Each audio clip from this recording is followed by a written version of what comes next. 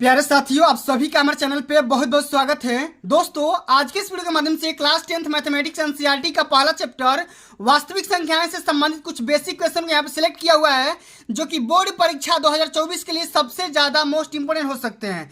प्यारे साथियों, इसी तरीके के मैंने कई सारे तमाम क्वेश्चन को लिया हुआ है, जो कि बोर्ड के पेपर में ऑलरेडी कई बार पूछे जा चुके हैं। इसलिए आप सभी से हम्बल रिक्वेस्ट है, वीडियो को ध्यान से देखना, अंत तक जरूर देख लेना, वीडियो को लाइक कर देना, शेयर कर देना। अगर चैनल पे पहली बार विजिट कर रहे हो तो चैनल को सब्सक्राइब भी कर देना, ठीक है। आइए, सबसे पहला क्वेश्चन यहाँ में पूछा गया है कि एक संख्या को जब 73 से भाग दिया जाता है तो भागफल 34 तथा शेषफल 23 प्राप्त होता है, तो संख्या ज्ञात करिए। मेरे साथ ये जो क्वेश्चन है बोर्ड के पेपर में ऑलरेडी कई बार पूछा जा चुका है, इसलिए मैं आप सभी से विनती करता हूं कि इस क्वेश्चन को ध्यान से देखना, अंत तक जरूर देख लेना, ठीक है। आइए, सबसे पहले इस क्वेश्चन को कैसे करेंगे, मेथड को समझिए, ठीक है। तो यहाँ पे देखो, 73 से भाग दिया जाता है, तो किसी भी संख्या से भाग दिया जाता है तो क्या हो जाता है, वो हमारा हो जाता है भाजक। तो हम यहाँ पे लिखेंगे, यहाँ पे जो भी हमारा दिया गया है लिखेंगे। सबसे पहले दिया गया है, क्या लिखेंगे कि दिया है, ठीक है। आराम से बातों को समझिएगा, ठीक है। दिया गया है हमारा, सबसे पहले दिया गया है भाजक। क्या दिया गया है, हमारा भाजक दिया गया है, ठीक है। तो हमारा भाजक दिया गया है हमारा 73, क्या हो जाएगा भाजक 73, यानी कि 73 हो जाएगा। इसी प्रकार भागफल 34 दिया गया, मैंने यहाँ पे लिख दे रहा हूँ भागफल 34, ठीक है। भागफल हमारा क्या हो जाएगा 34 हो जाएगा, ठीक है। और हमारा शेषफल क्या हो जाएगा, शेष हमारा दिया गया है यहाँ पे 23, शेषफल हमारा क्या दिया गया है 23 दिया गया है, ठीक है। अब हम यहाँ पे क्या लगाएंगे, यूक्लिड विभाजन प्रमेयिका लगाएंगे, ठीक है। इसी मेथड से सवाल को हल करेंगे। हम यहाँ पे लिखेंगे यूक्लिड, क्या लिखेंगे, यूक्लिड विभाजन प्रमेयिका से, ठीक है। आराम से देखिएगा,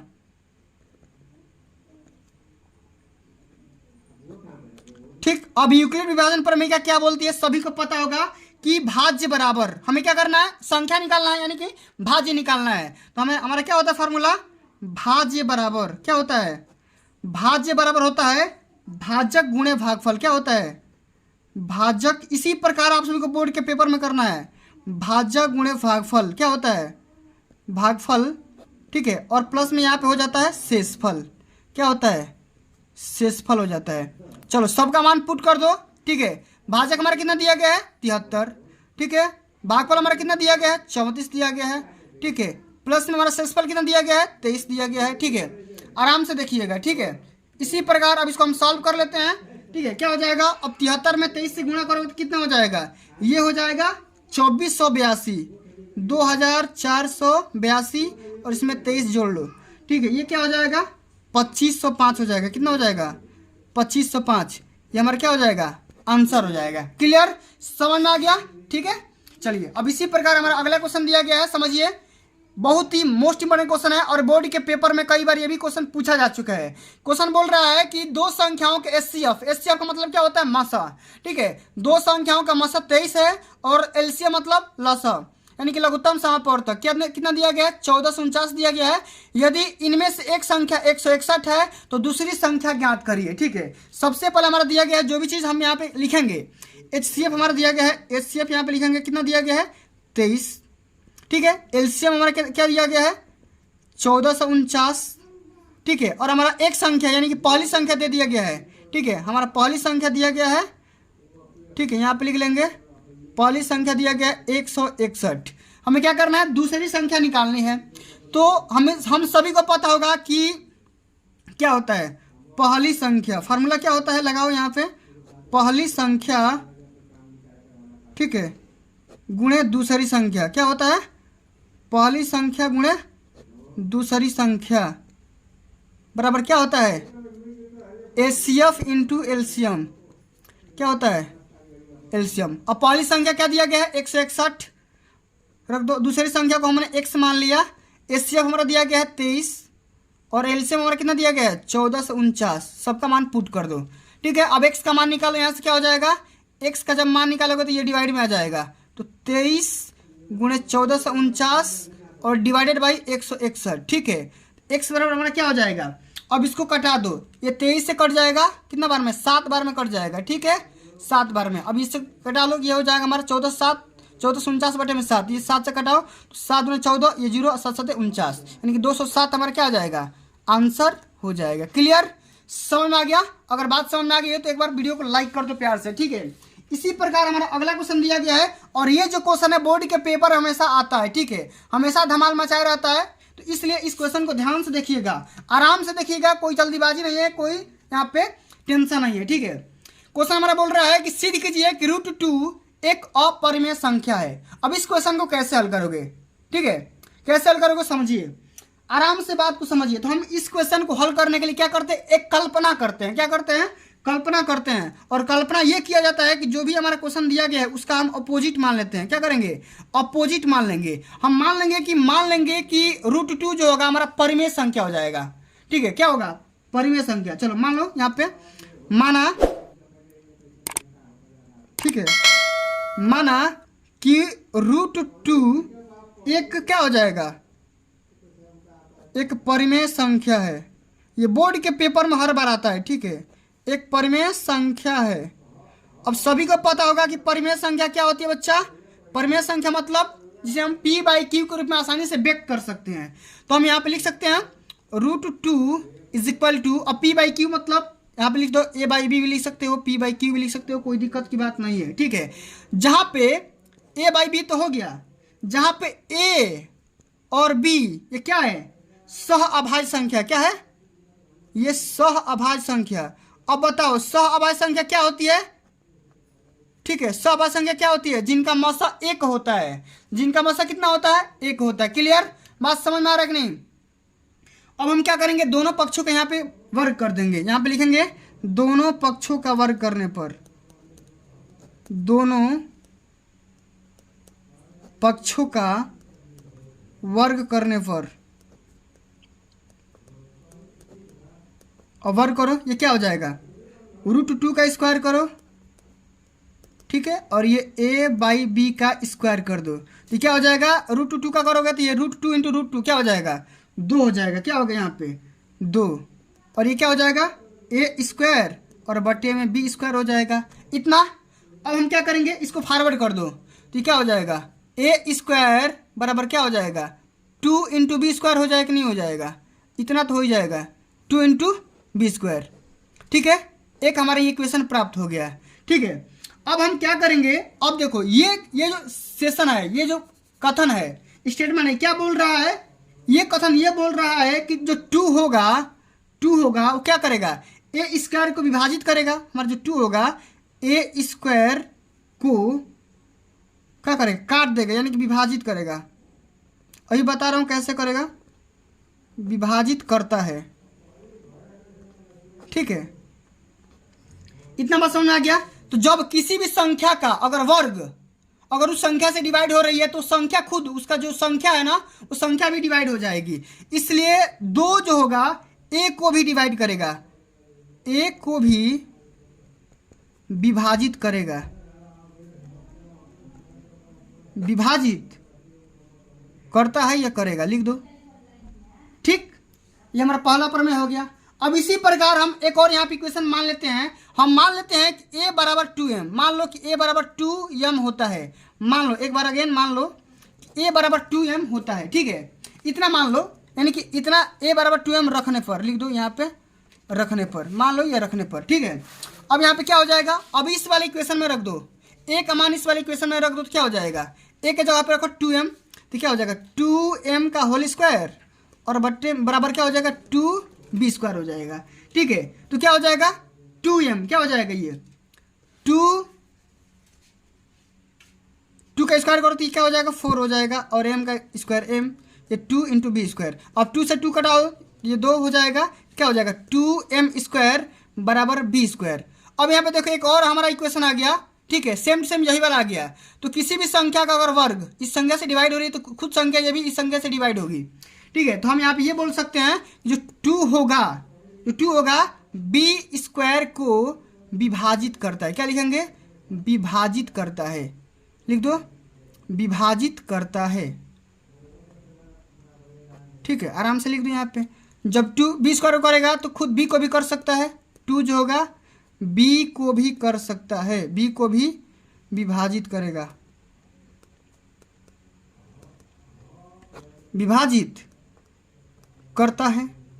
ठीक है, अब देखो जो 2 है ए को भी विभाजित कर दिया और बी को भी विभाजित कर दिया। अब यहाँ पे देखो ये जो 2 है ए को भी विभाजित किया और 2 को भी विभाजित कर दिया, लेकिन हमने यहाँ पे क्या माना था, ए और बी का उभयनिष्ठ गुणनखंड यहाँ पे क्या हो गया, अगर दोनों को विभाजित करेगा तो हम यहाँ पे लिख सकते हैं ए और बी का उभयनिष्ठ गुणनखंड, उभयनिष्ठ जो कॉमन मल्टीपल हो जाएगा, उभयनिष्ठ गुणनखंड जो होगा वो यहाँ पे क्या हो जाएगा, 2 हो जाएगा, 2 है। परंतु हमने यहाँ पे क्या माना था कि ए और बी सहभाज्य है, मतलब कहने का मतलब क्या हो जाएगा, ए और बी का जो ये जो संख्या है इसका गुणनखंड कितना आना चाहिए, 1 आना चाहिए, जबकि यहाँ पे क्या आ गया, 2 आ गया।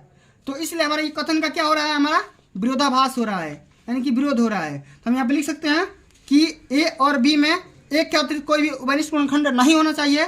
इसलिए हमारी यहाँ पे लिख देंगे हमारी परिकल्पना, हमारी कल्पना जो है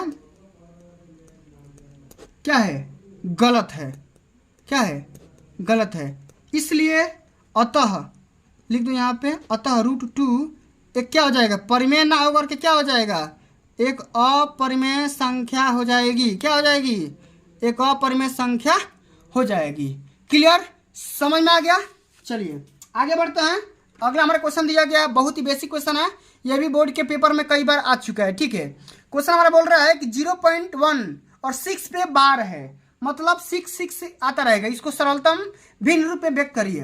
अब इस वाले क्वेश्चन को कैसे हल करोगे, ध्यान से समझिए, ये क्वेश्चन बोर्ड के पेपर में कई बार आ चुका है। ठीक है, इसको ध्यान से समझिए।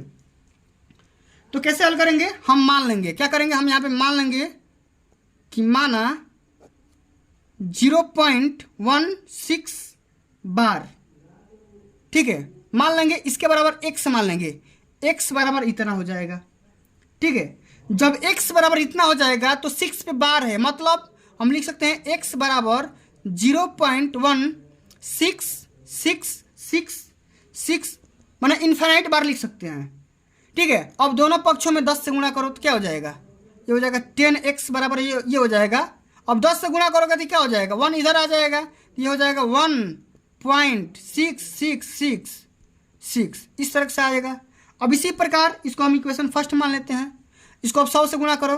ठीक है, इसमें अब 100 से गुणा करो तो क्या हो जाएगा, 100x बराबर क्या हो जाएगा, ये हो जाएगा कितना, अब ये हो जाएगा 16, क्या हो जाएगा 16.666 इतना आएगा। अब इसको इक्वेशन सेकंड मान लो। अब इक्वेशन सेकंड में से इक्वेशन फर्स्ट को माइनस कर दो, इक्वेशन सेकंड में से इक्वेशन फर्स्ट को माइनस करोगे तो क्या आ जाएगा, 100x माइनस 10x। ठीक है, बराबर क्या आ जाएगा 16.666।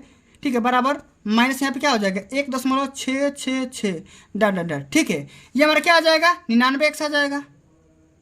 अब ये हमारा क्या आ जाएगा, ये तो हमारा कट के 0 आ जाएगा। ठीक है, लेकिन यहाँ पे हमारा क्या बच जाएगा 15। ठीक है, 15.000 ये आएगा। ठीक है, तो अब इसको 99 से डिवाइड कर दो 15 में, तो x बराबर क्या हो जाएगा 15 और बटे में 99। ठीक है, और 15 बटा 99 मतलब 1/6, 6 से कट जाएगा, मतलब ये तो 90 हो जाएगा ना, 99 ना करके 90 हो जाएगा, तो ये 90 हो जाएगा, तो 15 छक्का 90, यानी कि x बराबर क्या हो जाएगा 1/6 हमारा आंसर हो जाएगा। क्लियर, समझ में आ गया। चलिए आगे बढ़ते हैं। अगला हमारा क्वेश्चन दिया गया है कि यूक्लिड विभाजन एल्गोरिथम का प्रयोग करके 135 और 225 का मसा ज्ञात करिए। ये क्वेश्चन बोर्ड के पेपर में कई बार पूछा जा चुका है, इसको ध्यान से समझिए तभी आप हल कर पाएंगे।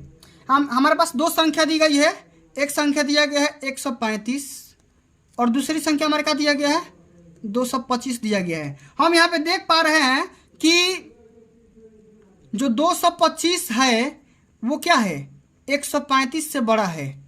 ठीक है, तो मसा ज्ञात करना है तो हमेशा छोटी संख्या से बड़ी संख्या में डिवाइड किया जाता है। ठीक है, हमेशा। तो जब हम यूक्लिड विभाजन का प्रयोग करेंगे, समझिए बात को, यहाँ पे लिखेंगे यूक्लिड विभाजन एल्गोरिथम से या प्रमेयिका से।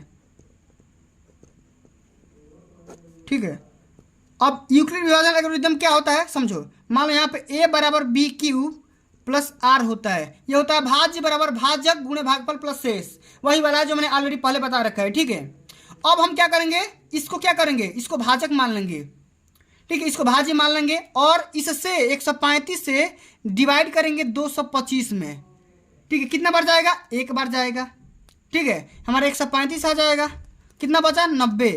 ठीक है, अब इसी को लिखते हैं इसी फॉर्म में, कैसे लिखेंगे, अब देखो इसी को लिखेंगे 225 हमारा आ जाएगा भाज्य, तो 225 बराबर क्या हो जाएगी, इसको चरण कौन मान लो, इसको मान लो चरण फर्स्ट।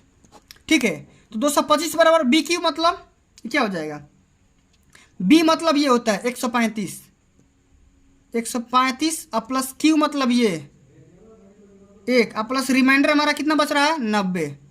ठीक है, जब तक ऐसा करेंगे जब तक हमारा रिमाइंडर जीरो ना आ जाए, जीरो आ जाएगा हम छोड़ देंगे। क्लियर, चलिए अब देखो इसमें इससे डिवाइड करेंगे। ठीक है, अब यहाँ पे लिखेंगे सेकंड चरण, चरण सेकंड में क्या करेंगे, अब इसको हम बना लेंगे भाजक, भाज्य बना लेंगे 135 को, तो क्या हो जाएगा हमारा, अब 90 में करो 135 से डिवाइड करो यहाँ पे, तो क्या हो जाएगा, एक बार जाएगा 90 और यहाँ पे बच जाएगा 45। अब इसी को लिख दो, तो क्या हो जाएगा 90 गुणे 1 और प्लस में 45। अब इसको लो और इसको लो, तीसरा चरण यहाँ पे लिखो, चरण तीसरा। ठीक है, अब चरण तीसरा में क्या होगा, हमारा आ जाएगा 90 और 90 यानी भाज्य होगा, तो भाज्य बराबर क्या होता है, भाजक गुणे भागफल, तो भाजक गुणे भागफल। अब यहाँ पे डिवाइड करो। ठीक है, तो क्या हो जाएगा, 90 का मान क्या हो जाएगा 45। अब यहाँ पे लिख दो 90, तो 45 गुना 90। ठीक है, तो क्या हो जाएगा 45 गुणे 2 और प्लस रिमाइंडर हमारा क्या आ गया, जीरो। अब देखो जब रिमाइंडर हमारा जीरो आ गया तो हमारा जो ये बी का मान होगा, जो बी का मान होगा वही हमारा क्या होगा, मसा हो जाएगा। क्या होगा, मसा हो जाएगा, यानी कि जो हमारा भाजक होगा, भाजक होगा वही हमारा क्या हो जाएगा, मसा हो जाएगा। तो मसा बराबर हम यहाँ पे लिख देंगे, मसा बराबर लिख दो यहाँ पे, मसा हमारा क्या हो जाएगा 45। किसका किसका, 135 का और 225 का, जो मसा होगा हमारा कितना हो जाएगा 45 हो जाएगा। ठीक है, तो आशा करता हूँ ये वीडियो आप सभी को अच्छी लगी होगी, हेल्पफुल लगी होगी। तो प्यारे साथियों आज के लिए बस इतना ही। अगर ये वीडियो आप सभी को अच्छी लगी होगी, हेल्पफुल लगी होगी, तो इस वीडियो को लाइक करना, शेयर करना और हमारे चैनल को सब्सक्राइब कर देना। मिलते हैं अगली वीडियो में, तब तक के लिए जय हिंद, जय भारत, वंदे मातरम।